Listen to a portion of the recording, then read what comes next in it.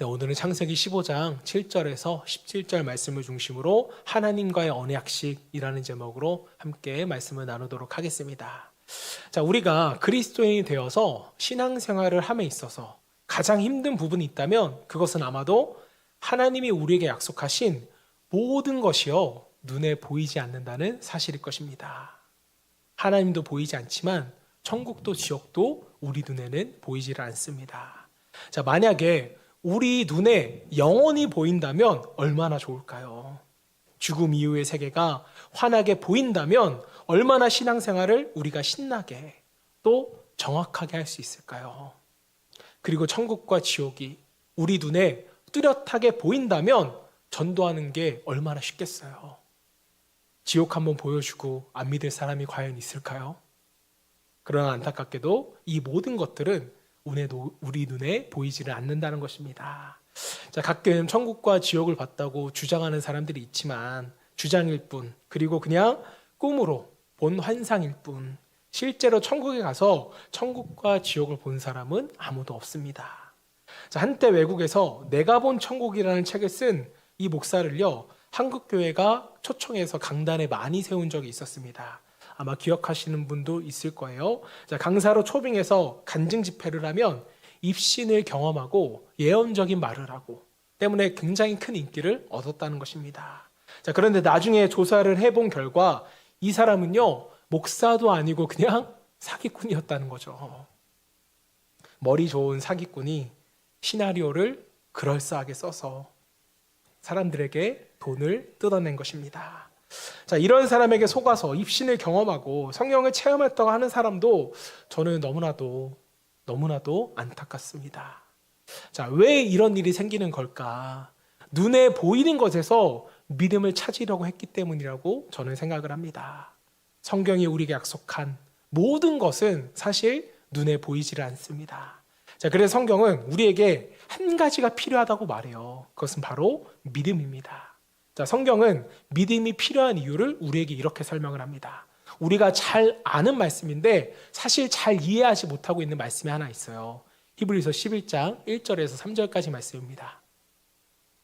믿음은 바라는 것들의 실상이요 보이지 않는 것들의 증거니 선진들이 이로써 증거를 얻었나니 믿음으로 모든 세계가 하나님의 말씀으로 지어진 줄을 우리가 아나니 보이는 것은 나타난 것으로 말미암아 된 것이 아니니라. 자, 성경은 우리가 눈으로 볼 수 없는 놀라운 세계가 있다고 말씀합니다. 자, 그런데 우리가 그것을 어떻게 한다고요? 오직 믿음으로 말미암아 알 수 있다고 성경은 전합니다. 자, 히브리서 11장 말씀을 좀 오해하는 분들이 있어서 오늘 좀 명확하게 좀 말씀을 드리면 히브리서 11장 1절을 이해 못하시는 분들이 굉장히 많습니다. 자, 왜 그러냐면 바라는 것들 여기서부터 우리는 걸려요. 자, 예를 들어서 내가 바라는 것은요, 많은 돈입니다. 자, 그런데 이게 믿음만 있으면 실상으로 바뀌던가요? 믿음이 있어도 부자는 안 될 수 있다는 것을 우리는 압니다. 자, 그런데 왜 믿음이 보이지 않는 것들의 증거냐고요? 너무나도 불확실한데. 자, 내가 바라는 것들이 될 것이라는 100%의 믿음이 있어도 하나님의 뜻이 아니라면 당연히 안 될 수가 있겠죠. 자, 우리는 이 말씀이 왜 해석이 안 되냐면 중요합니다. 믿음은 하나님을 대상으로 쓰여지는 것인데 이것을 내가 바라는 것에 대한 소유에 대한 수단으로 믿음을 사용하니까 이 말씀이 당연히 해석이 안 되는 것이죠. 2절에 이로써 즉 믿음으로써 실상을 보게 됩니다. 그런데 그게 뭡니까? 3절에 바로 나와요. 믿음으로 모든 세계가 하나님의 말씀으로 진 줄을 우리가 아나니. 믿음으로 무슨 실상을 봤어요, 우리가? 내가 가지고 싶은 거였어요? 아니잖아요. 하나님의 말씀, 하나님의 언약을 믿음으로 통하여서 우리가 실상을 보게 된 것입니다. 자, 믿음은 이렇게 하나님에 대한 믿음으로 하나님이 말씀으로 약속하신 언약에 대한 믿음으로 이것이 적용되는 것이지 우리가 바라는 것에 믿음이 적용되지는 않습니다. 하나님과 하나님의 언약, 우리가 눈으로 보지는 못하잖아요. 하지만 우리는 믿음으로 이것을 볼 수 있고 믿지 않으면 아무것도 확신할 수 없으며 우리는 볼 수조차 없는 것입니다. 자, 그래서 우리가 느끼는 대로 이 믿음을 갖기란 쉽지가 않아요. 때문에 하나님은 우리의 연약함, 믿음이 약함을 아시고 성경 곳곳에 자신의 약속을 거듭하여서 기록해 주셨습니다. 자, 오늘 본문 말씀이 그 대표적인 예죠. 오늘 우리가 함께 하나님과 아브라함의 언약을 살펴봄으로써 하나님의 언약의 특징이 무엇인지를 함께 살펴보면서 은혜를 나누도록 하겠습니다. 자, 말씀을 나눌 때 하나님의 언약이 나에게 임하였음을 믿고 깨달을 수 있는 은혜 있는 시간 되기를 먼저 주님으로 축원합니다. 자, 첫 번째로 우리가 나눌 하나님의 언약의 특징은요, 바로 진정성입니다. 하나님의 언약 가운데는 진정성이 있어요.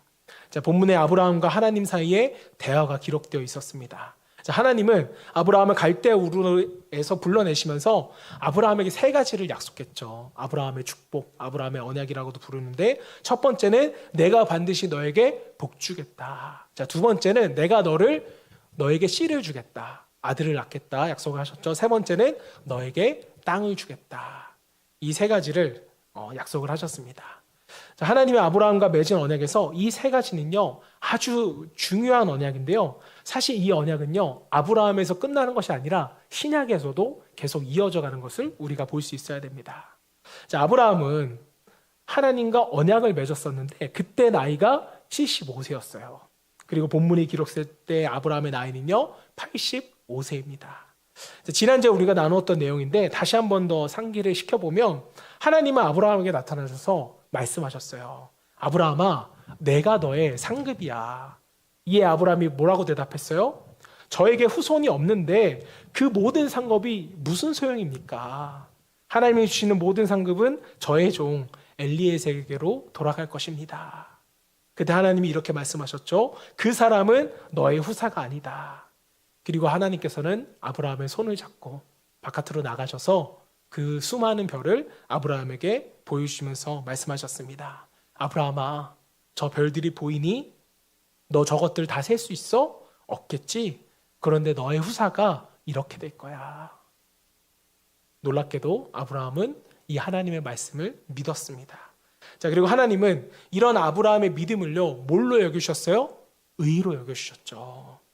결코 그의 행위를 의롭다 여겨주신 것이 아니었습니다. 자, 하나님은 그 믿음 하나를 보시고 그를 의롭다 여겨주셨어요. 그리고 대화를 이끌어 가시는데 이번에는 아브라함에게 땅의 문제에 대해서 언급을 해주십니다. 창세기 15장 7절 말씀. 또 그에게 이르되 나는 이 땅을 내게 주어 소유를 삼게 하려고 너를 갈대아인의 우르에서 이끌어낸 여호와니라. 자, 그러자 아브라함이 하나님께 자신의 마음을 솔직하게 아뢰입니다. 8절 말씀. 네, 그가 이르되 주 여호와여, 내가 이 땅을 소유로 받을 것을 무엇으로 알리까? 자, 지금 아브라함은요, 하나님께 하나님의 약속을 어떻게 지키실 건데요? 라는 반문을 하고 있는 거예요. 이미 아브라함이 왜 이런 질문을 했습니까? 약속, 처음 언약을 하신 지 이미 10년이 지났기 때문이죠. 10년이 지나도록 지금 아브라함은요, 한 평의 땅도 소유하지를 못했습니다. 남의 나라에서 그저 땅을 빌려서 생활하고 있을 뿐이에요. 자, 그런데 이런 아브라함에게 하나님은 또 어떤 지시를 하십니까? 9절 말씀.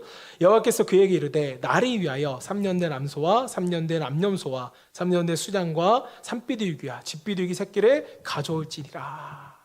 자, 하나님의 지시를 들은 아브라함은요, 하나님이 시키신 대로 따르게 됩니다. 10절 말씀. 아브라함이 그 모든 것을 가져다가 그 중간을 쪼개고 그 쪼갠 것을 마주대하여 놓고 그 새는 쪼개지 아니하였으며. 자, 여기서 그 모든 것이란 3년 된 암소와 3년 된 암염소, 3년 된 수양, 산비둘기와 집비둘기 새끼를 의미합니다. 자, 이 모든 것 중에 비둘기만 빼고 나머지 모든 짐승들은요, 다 중간을 쪼개서 그 쪼갠 것이 마주보게 하였습니다. 자, 도대체 이런 행위는 무엇을 의미하는 것일까? 사실 이 본문이 정확하게 해석된 것은요, 그리 오래되지 않았습니다. 고고학자들에 의해서 이 고대 근동의 풍습이 발견되고 난 이후에야 비로소 이 본문을 정확하게 해석할 수 있게 되었다고 합니다. 자, 아브라함이 살았던 고대 근동에서는요, 매우 중요한 풍습이 한 가지가 있었습니다. 그게 뭐냐면 개인과 개인 혹은 국가와 국가 간에 중요한 계약을 맺을 때는요, 중요한 의식을 행했는데 그게 바로 언약식이라는 거예요. 언약식에서는 짐승을 잡아다가 죽여서 반으로 쪼갭니다. 그 쪼갠 짐승을 말씀처럼 양쪽으로 벌려놓고 계약 당사자들이 그 중간을 걸어가는 거예요. 이게 무슨 의미냐면 누구든지 이 언약을 어기면 이 짐승과 같이 죽음을 보게 될 것이다. 죽음으로써 이 언약을 맺는 것입니다. 자, 아브라함이 땅에 대한 하나님의 약속에 의문을 품자 하나님이 이 아브라함에게 이 언약식을 준비시켰고, 아브라함은 이 말씀이 무슨 뜻인지를 금방 눈치채고서 지금 준비를 한 것이었습니다. 자, 이것이 바로 본문의 내용인데, 오늘 아브라함과 언약식을 맺은 이 하나님의 모습을 보면서 정말 여러분, 하나님이 세심한 분이라는 게 느껴지십니까? 하나님은 언제나 우리가 알아들을 수 있는 방법으로 우리에게 말씀해 주십니다. 그리고 저는 그 대표적인 예가 성육신이라고 믿어요. 성육신은 하나님이 인간의 몸을 입고 이 땅에 오신 것입니다. 성육신은 우리식으로 말하면 눈높이 교육이라고 할 수 있겠죠. 우리가 도저히 하나님의 말씀을 알아들을 수 없고 또 하나님 또한 볼 수 없으니까 하나님이 친히 인간의 육신을 입고 이 땅에 오셔서 우리가 가진 모습으로, 우리가 쓰는 언어로, 우리의 풍습 가운데서 하나님의 진리를 우리 가운데 설명해 주신 것입니다. 자, 하나님은 언제나 우리를 이해하시려는 마음과 함께 우리의 눈높이를 맞추시는 긍휼이 많으신 하나님이십니다. 이것이 바로 하나님의 언약식이라는 인간의 형식을 차용하신 이유죠. 우리가 좀 더 와닿을 수 있도록, 우리가 이해하게끔. 자, 그런데 하나님이 이렇게 인간이 이해할 수 있는 방법과 그 당시의 풍습으로 언약을 맺어주셨지만, 목사님, 지금은 성육신하신 예수님이 안 보이잖아요. 이렇게 말씀하실 수도 있는데, 자, 그런 분들은요, 요한복음 1장 14절 말씀을 우리가 좀 함께 보겠습니다. 자, 함께 읽어볼게요. 시작. 말씀이 육신되어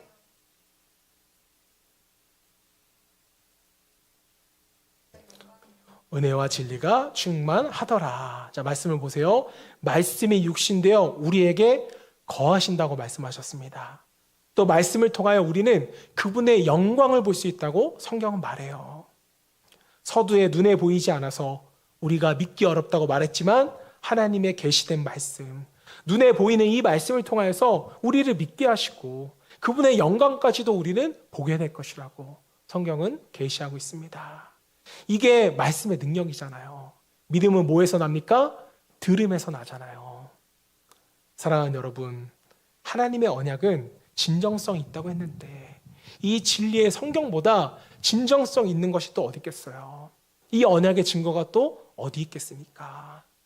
저 여러분 모두가 말씀으로 우리에게 거하시고 또 인도하고 계시는 그 주님을 통하여서 하나님이 우리에게 주신 언약이 믿어지고 그 언약과 함께 이 땅에서의 삶이 불신과 의심이 아니라 믿음과 신뢰로 살아갈 수 있기를 주님의 이름으로 축복합니다.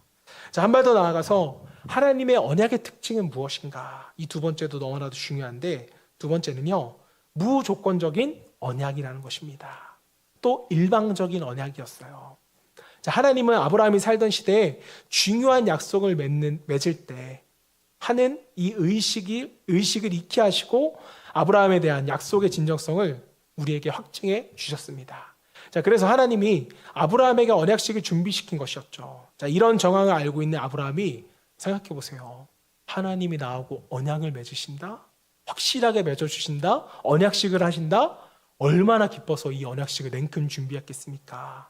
자, 그런데 이 언약식에는요, 당시의 관습과는 일치하지 않는 한 부분이 있었습니다. 자, 정상적인 계약이라면 계약 당사자 두 사람 모두가 벌려놓은 짐승 사이로 지나가야 됐어요. 자, 그런데 본문에서는 누가 그 사이로 지나갔습니까? 오직 하나님 한 분께서만 이 사이를 지나가더라는 거예요. 17절 말씀. 해가 져서 어두울 때 연기 나는 화로가 보이며 타는 횃불이 쪼갠 고기 사이로 지나가더라. 횃불이 뭔지 우리가 유추가 되죠. 자, 하나님의 입장에서는 하나님이 짐승을 준비하라고 하시자 그 의미를 재빨리 알아채고서는 흥분된 가운데 언약식에 대한 준비를 모두 마쳐놓고 하나님이 오시기를 아브라함은 기다렸습니다. 아브라함이 정말 얼마나 기뻐했을지를 좀 상상해 보세요. 이제 언약식을 진행하는구나. 그리고 뒤에 제일 중요한 건 뭐예요? 이제 나도 땅을 갖겠구나. 얼마나 좋았겠어요. 자, 그런데 하나님은 어떻게 하세요? 12절 말씀을 보시면 하나님은 아브라함을 깊게 잠들게 하십니다. 아브라함은 언약식을 보지 못하고 그냥 잠들어 버려요. 그리고 아브라함이 잠든 사이에 하나님이 혼자 그 쪼갠 고기 사이를 지나가시는 거죠. 도대체 왜 그러셨을까요? 왜 아브라함을 깊이 잠들게 하시고 하나님 혼자만 그 사이를 지나가신 것일까? 이것이 바로 오늘 본문의 핵심인데요. 자, 여기에 바로 우리를 향하신 하나님의 놀라운 계시가 담겨져 있습니다. 자, 계약이라는 것은 본래 혼자 하는 것이 아니잖아요. 상대방이 있어야 계약을 하겠죠. 때문에 쌍방 모두가 지나가는 것이 맞습니다. 자, 그러나 하나님은 아브라함이 지나가지 못하도록 막으셨어요. 왜 그랬을까요? 여기서의 하나님의 메시지는 너무나도 분명합니다. 이 세상 어느 누구도 자신의 행위로서 하나님께 복을 받을 자는 없다는 거예요. 아브라함이 비록 의롭고 착하고 아들을 바칠 정도로 헌신된 사람이었지만 그 행위로는 하나님의 약속에 축복을 받을 수가 없다는 것입니다. 만약 아브라함이 이 쪼갠 고기 사이를 지나갔다면 아브라함은 복은커녕 그 짐승들과 마찬가지로 쪼개짐을 당했을 겁니다. 그가 비록 의로운 사람이긴 했지만 하나님의 계약을 체결하기에는 그 역시 수많은 실수를 저지른 연약한 인간에 불과했습니다. 자, 사실 성경에서 하나님의 복을 받는 조건을 굳이 따지자면 뭐 해야 될까요? 거룩해야겠죠. 그리고 또 죄를 짓지 말아야 합니다.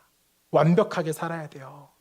하지만 이 조건으로서 복을 받을 수 있는 인간이 어디 있겠어요? 하나님은 그것을 아셨기 때문에, 아브라함의 나약함을 아셨기 때문에 아브라함을 잠들게 하시고 무조건적이고 일방적인 언약을 체결해 주신 것입니다. 아브라함아, 다른 조건은 없어. 나는 너를 그냥 축복할 거야. 하나님은 이런 마음으로 우리 인간을 축복해 주신 것입니다. 사랑하는 여러분, 아브라함뿐만 아니라 이 세상 그 어느 누구도 하나님 앞에 행함으로써 의로움을 받을 자는 아무도 없다는 것을 기억하시기를 바랍니다. 자, 그래서 하나님은 아브라함을 잠들게 하신 후에 혼자서 쪼갠 고기 사이를 지나가셨어요. 이런 이유로 성경학자들은 이 언약을 가리켜서 무조건적인 언약 또는 일방적인 언약이라고 부릅니다. 자, 이 개념은요, 신약에서 매우 중요합니다. 왜 그럴까요?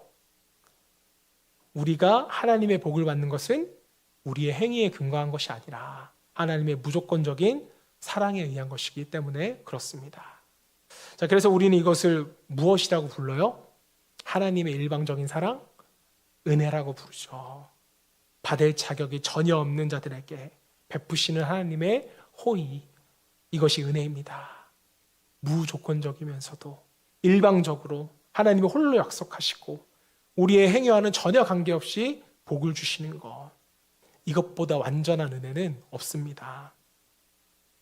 자, 그럼에도 불구하고 우리는 종종 오해를 합니다. 하나님이 복을 주시면 내가 뭔가 잘했기 때문이구나. 작정 기도를 했더니 하나님이 드디어 축복의 문을 여셨구나. 열긴 뭘 열어요? 우리에겐 아무 능력이 없는데. 내가 뭔가 잘해서 하나님께서 내게 뭔가 주신다고 생각하면 반대로 조금만 어려움이 닥쳐와도 우리는 하나님께서 나를 치시는구나. 내가 이거 잘못했더니 나를 치셨네.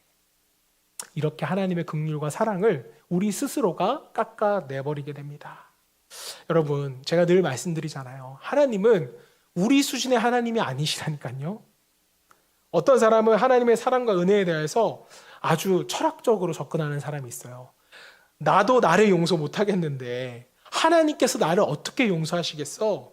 굉장히 깊이 있는 자기 성찰 같지만 결국은 성경이 말하는 정반대의 신앙입니다.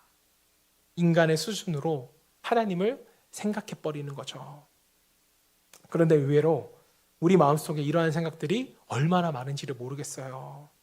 우린 때로는 교만하고 때로는 낙심합니다. 그 이유는 하나님의 복이 무엇에 근거를 두고 우리에게 주시는지를 모르기 때문에 그래요. 결국 하나님의 복 주심의 근거가 내 행위에 달려있다고 오해하기 때문입니다. 자, 그러나 본문의 언약식을 보세요. 하나님은 이 위대한 언약식을 하시면서 그토록 의로운 믿음의 조상 아브라함조차도 쪼갠 고기 사이를 지나가지 못하게 하셨습니다. 아브라함조차 그 쪼갠 고기 사이를 지나가지 못했다면 세상에 어느 누가 그 사이로 지나갈 수가 있겠어요? 여러분 지나갈 자신 있으세요? 저는 없습니다. 얼마나 많은 사람들이 자신의 행위를 근거로 해서 하나님을 제한하는지 모르겠어요. 그러나 반드시 이거 한 가지를 명심하시길 바랍니다.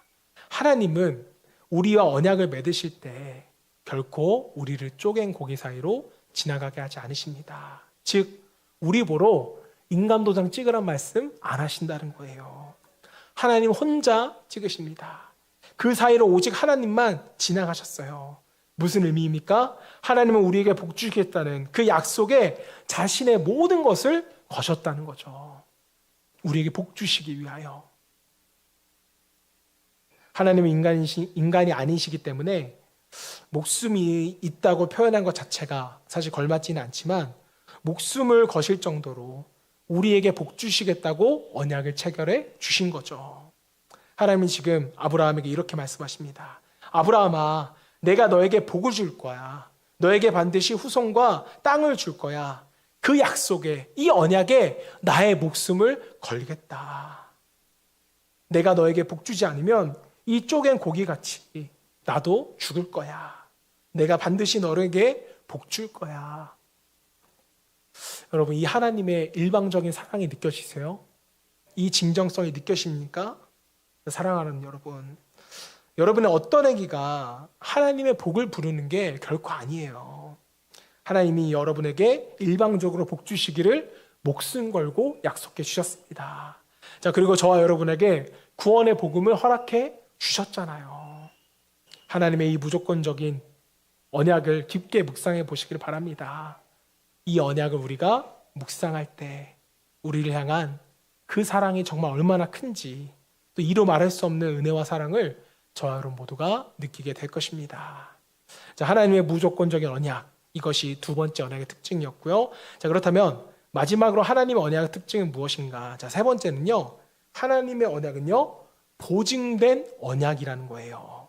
자, 오늘 본문에 나온 하나님의 언약, 이 아브라함과 하나님의 언약은요, 결코 아브라함에게만 적용되는 것이 아니에요. 앞서 말씀을 드렸지만 이 언약은 신약까지 이어지고 그리고 우리 모두에게 똑같이 주어진 언약인 줄로 믿습니다.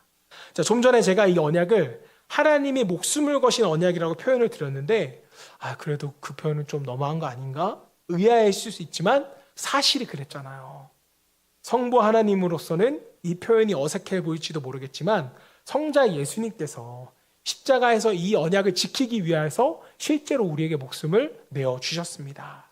자, 그리고 여기서 끝난 것이 아니라 삼위일체 하나님께서 이 언약을 위하여 모두가 함께 일하시는데, 자, 성부 하나님은 언약을 체결해 주셨어요. 성자 예수님은 이 언약을 실행해 주셨습니다. 자, 그리고 마지막으로 성령 하나님께서는요, 이 언약을 보증해 주세요.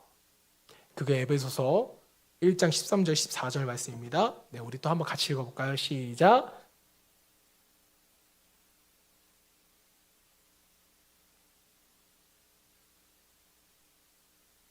인치하심을 받았나니 14절.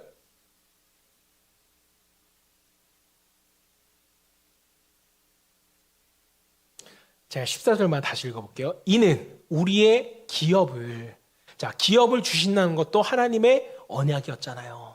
기업의 보증이 되사 그 얻으신 것을 속량하시고 그 영광을 찬송하게 하려 하심이라. 자, 여기서 여러분, 이 보증이라는 단어가 아주 특이한 단어예요. 자, 보증을 위한 공탁금이라는 표현이 더 정확한 헬라어적 의미인데, 자, 예를 들어서 우리가 차를 할부로 살 때 어떻게 해요?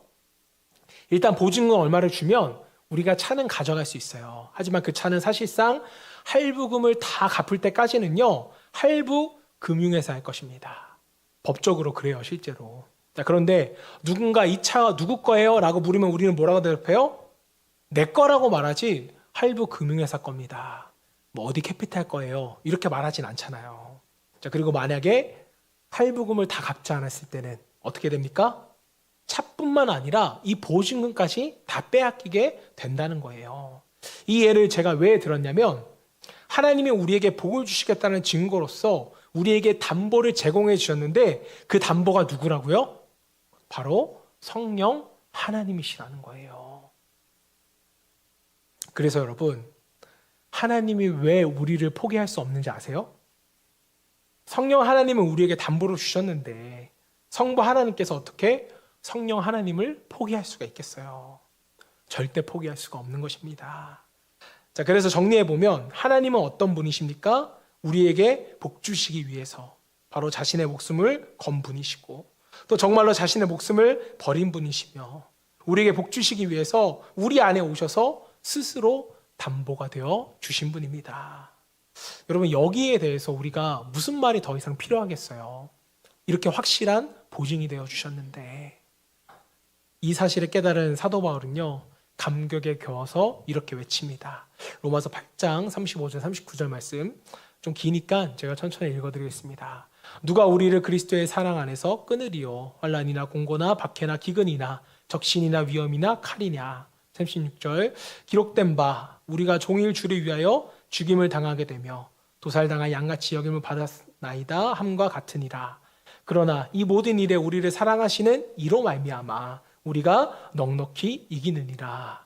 내가 확신하노니 사망이나 생명이나 천사들이나 권세자들이나 현재일이나 장래일이나 능력이나 높음이나 깊음이나 다른 어떤 피조물이라도 우리를 우리 주 그리스도 예수 안에 있는 하나님의 사랑에서 끊을 수 없으리라.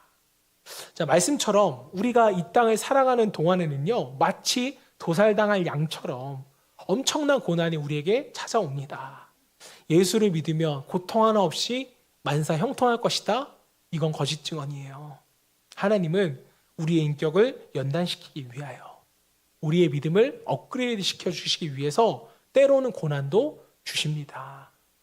하나님의 자녀도 병들 수 있고 하나님의 자녀도 사업에 실패할 수가 있어요. 자, 그러나 사도 바울은 이 세상 그 어느 것도 우리를 향한 하나님의 사랑은 끊을 수 없다고 확신하고 있어요. 왜요? 하나님이 우리에게 복 주시기 위해서 친히 쪼갠 고기 사이로 지나가셨기 때문에 우리를 위해 자신의 목숨을 거셨기 때문입니다. 자, 그러므로 저 여러분 모두가 우리는 반드시 하나님의 신령한 복을 받을 존재임을 믿으셔야 돼요. 우리의 신앙이 실패하는 것은 대부분 하나님의 아버지에 대한 오해에서 우리는 비롯됩니다. 이 말인즉슨 교회를 다니면서도 하나님을 제대로 아는 사람이 없다는 거죠. 왜 바리새인들이 그렇게 잘못된 길로 나아갔던 것일까? 바리새인들 한번 보세요. 신앙에 그보다 열심인 사람들이 없었잖아요. 자, 그런 그들이 하나님과 동떨어진 길을 가게 된 것입니다. 하나님 아버지를 잘못 알았기 때문이죠. 오해를 했습니다. 자, 오늘날도 이렇게 하나님과 믿음을 오해하는 사람들이 얼마나 많은지 몰라요. 예수님은 이러한 오해를 바로잡기 위해서 탕자의 비유라는 것을 바리새인들에게 들려주셨습니다. 자, 사실 탕자의 비유가 아니라 아버지의 비유라고 말하는 게 더 정확할지도 모르겠어요.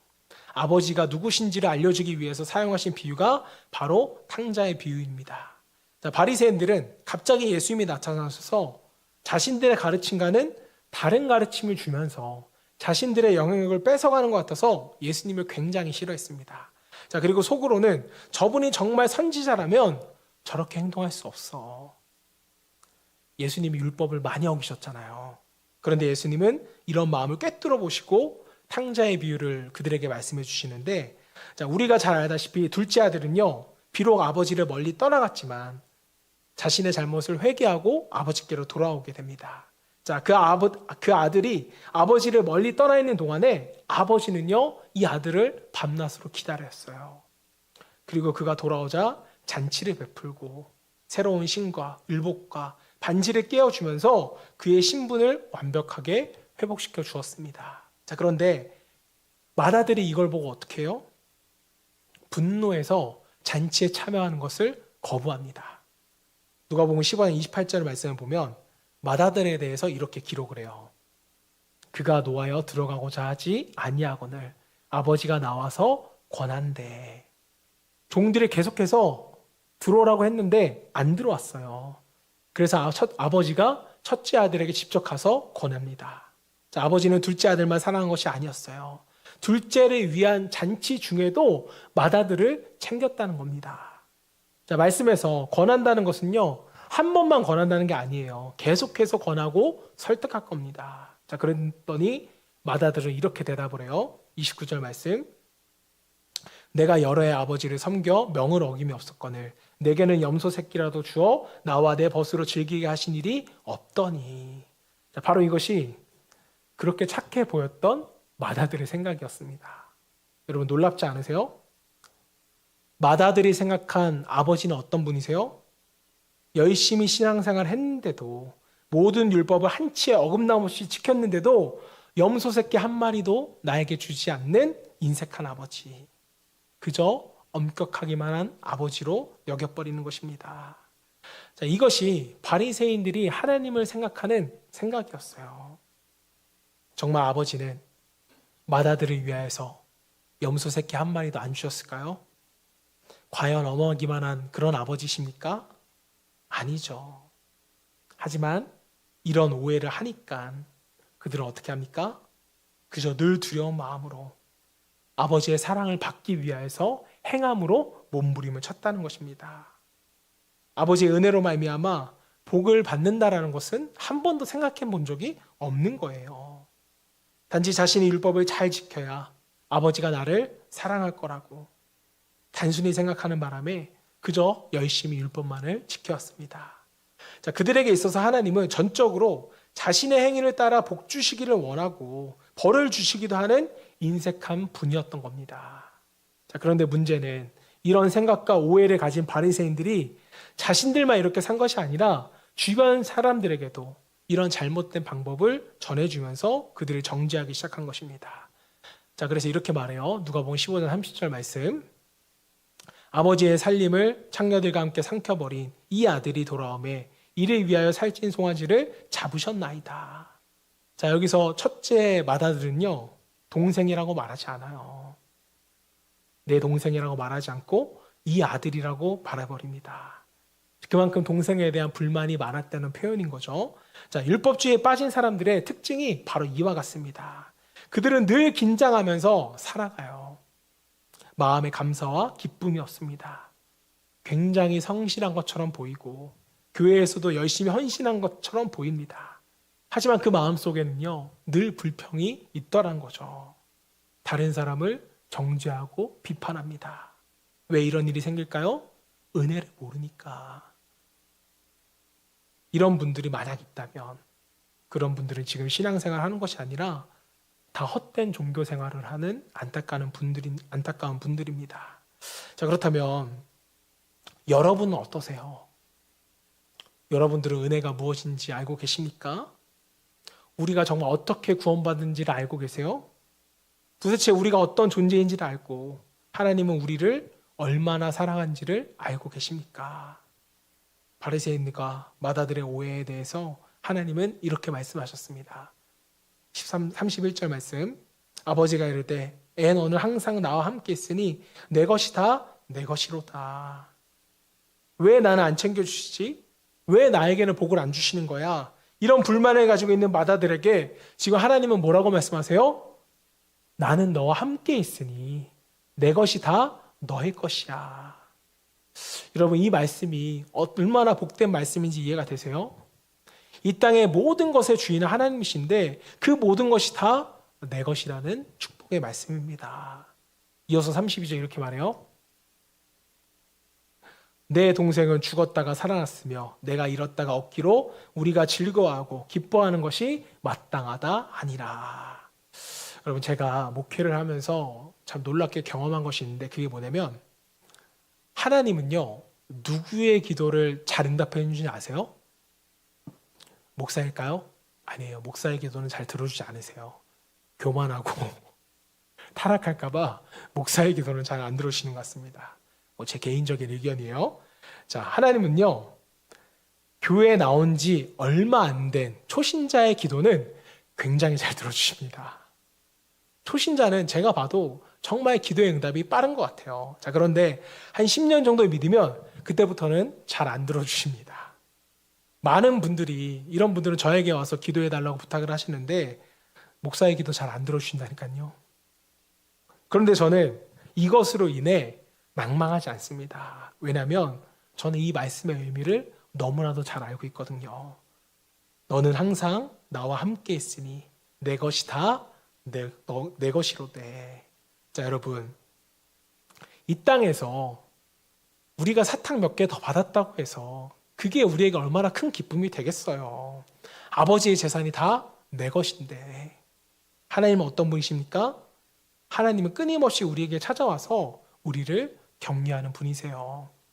그리고 우리가 우리의 행위가 아닌 그저 하나님을 믿는 믿음으로도 우리를 의롭다고 여겨주시는 그런 아버지 하나님이십니다. 사랑하는 여러분, 이제 말씀을 정리하면서 말씀을 드립니다. 하나님은 우리에게 복 주시기 위해서 당신의 목숨을 거신 분이세요. 그분은 십자가 위에서 우리와 언약을 맺으셨고 성령을 통하여 지금도 그 약속을 우리에게 보증하고 계십니다. 자, 하나님께서 우리를 이만큼 위하시는데 더 이상 우리에게 뭐가 필요할까요? 무슨 증거가 필요하며 무슨 응답이 우리에게 더 필요합니까? 이런 하나님을 위하여 우리의 남은 삶을 그분을 위해서 살아갈 수 있는 것만으로도 이 얼마나 우리에게 감사한 일이냐고요. 저런 모두가 그 은혜를 찬양하며 하나님의 언약 가운데 항상 감사와 기쁨이 넘치는 삶을 살아갈 수 있기를 주님의 이름으로 축원합니다.